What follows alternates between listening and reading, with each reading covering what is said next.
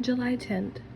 Dear JL, in hopes this letter makes it to your mailbox, I wanted to inform you that I found your ID last night in the bathroom at the Hollow Bar and Kitchen in Albany, New York.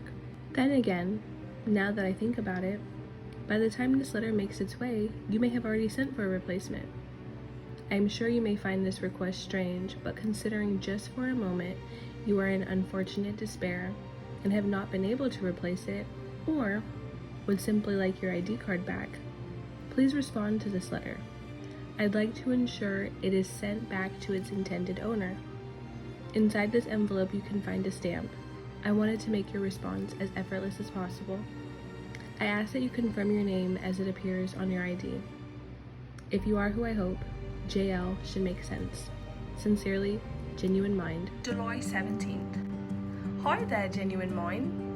I am grateful to you for considering the possibility of me needing my ID.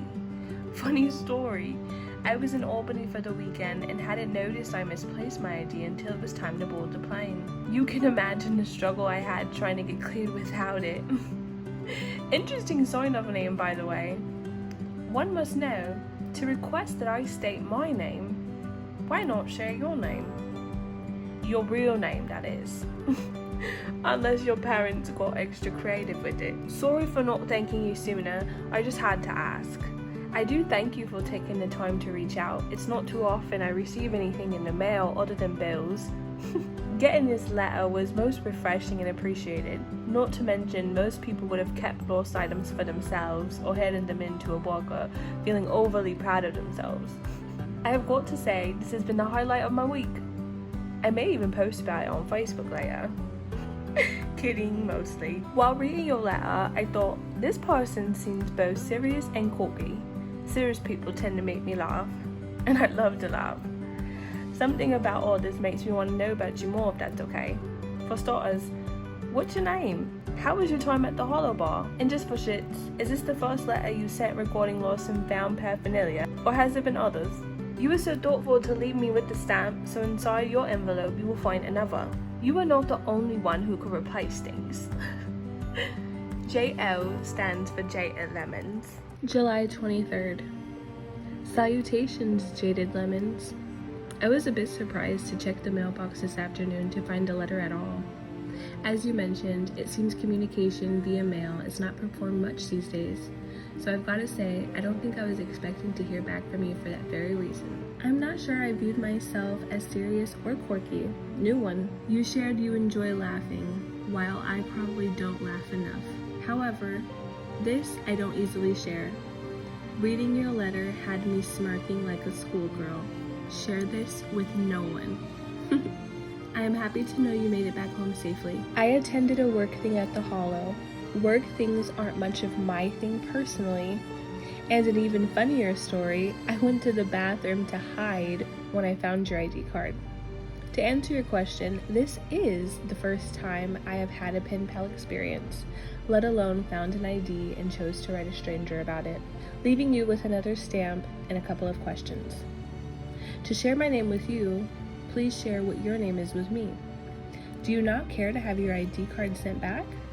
Are you even who you say, or could I be responding back to a psycho killer? And just for shits, how many likes did that Facebook post get? Obama's third cousin. August 8th. I had no idea I had the pleasure of speaking with Obama's cousin. That to be exact. Be honest, did you vote for him? I won't tell if you didn't. I too hate work things. Like, for people to act as though they can't stand each other, they sure know how to come together and throw a party. Luckily, I work from home, so those days are far behind me. But I'm so sorry to hear you were hiding in the bathroom. Come to think of it, I thought I heard somebody crying in the last stall. Maybe I left my ID out of a distraction.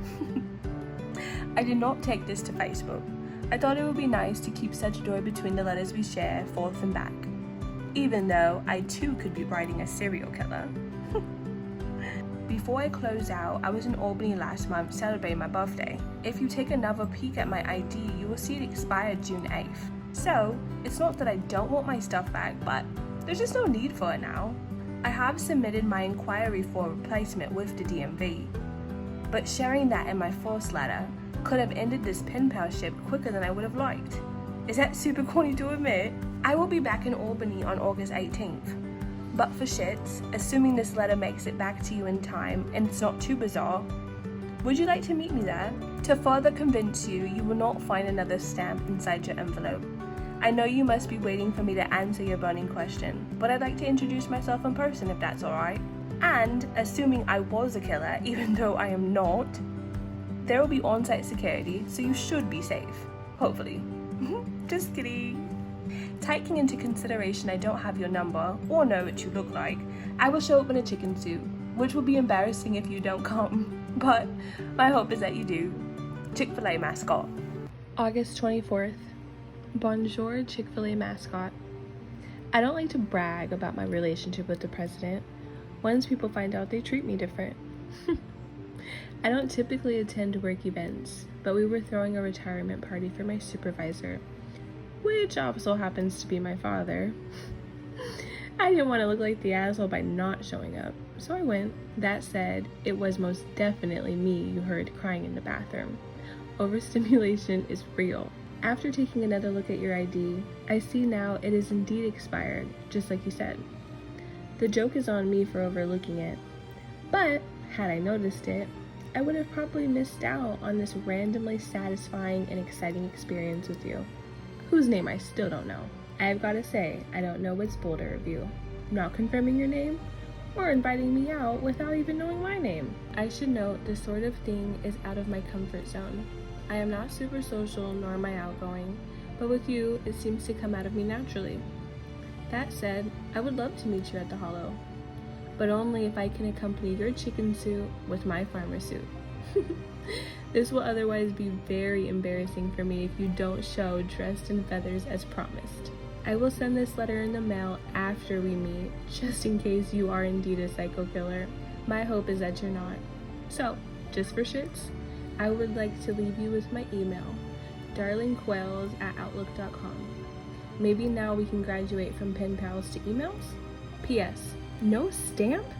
How rude! In my Stephanie voice from Full House. Farmer Finn.